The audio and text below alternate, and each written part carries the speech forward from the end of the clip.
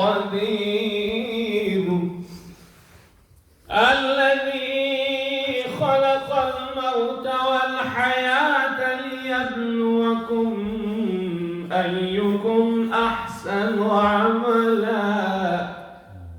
وهو العزيز الغفور الذي خلق 7 سماوات طباقا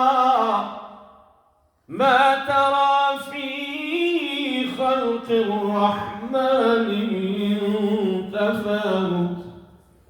فارجع البصر هل ترى من فطور ثم ارجع البصر كرتين ينقلب إليك البصر خاسئا وهو حسير صدق الله العظیم. با تو گر خواهی سخن گوید خدا قرآن بخوان تا شود روحی تو با حق آشنا قرآن بخوان عزتی احمد ز قرآنش نمی گردد جدا تا بیابی معنی این نکته را قرآن بخوان شب خیز که عاشقان به شب راز کنند شب خیز که عاشقان به شب راز کنند گردی بر یام دوز فریاد کنند هر جا که در بود به شب بربندند الا در عاشقان به شب باز کنند شبهای دراز را به عبادت چه کنم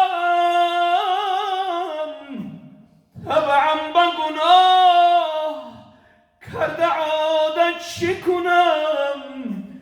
گویند که کریم است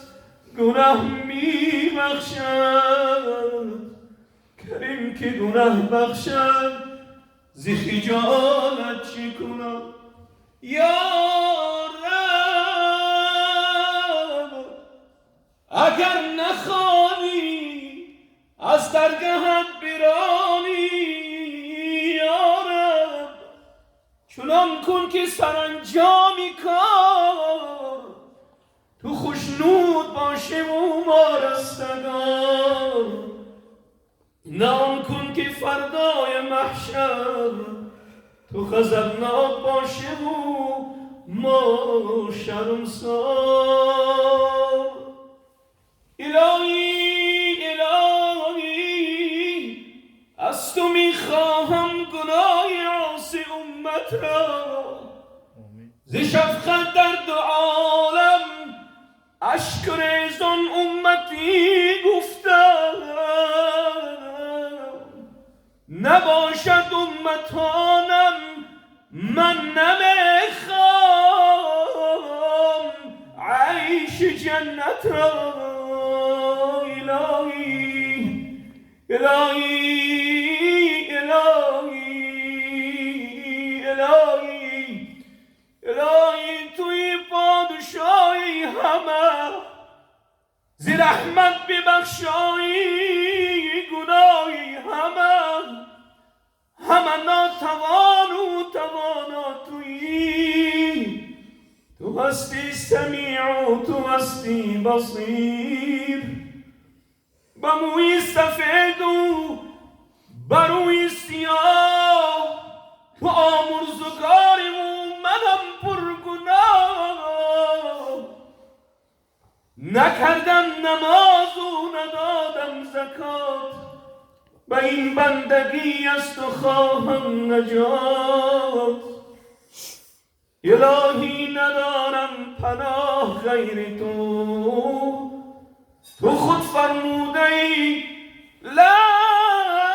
تقنطوا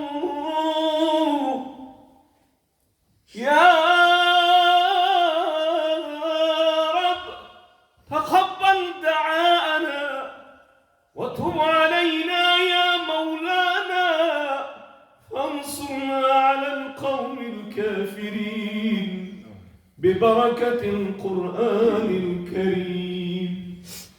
اللهم لا تدع لنا ذنبا إلا غفرته، ولا عيبا إلا سترته، ولا مريضا إلا شفيته، ولا دينا إلا قضيته، ولا حاجة من حوائج الدنيا والآخرة. اللهم رب اغفر لي ولوالدي ولمن دخل بيتي مؤمنا وللمؤمنين والمؤمنات، ولا تزد الظالمين إلا تبارا. سبحان ربك رب العزة عما يصفون، وسلام على المرسلين، والحمد لله رب العالمين.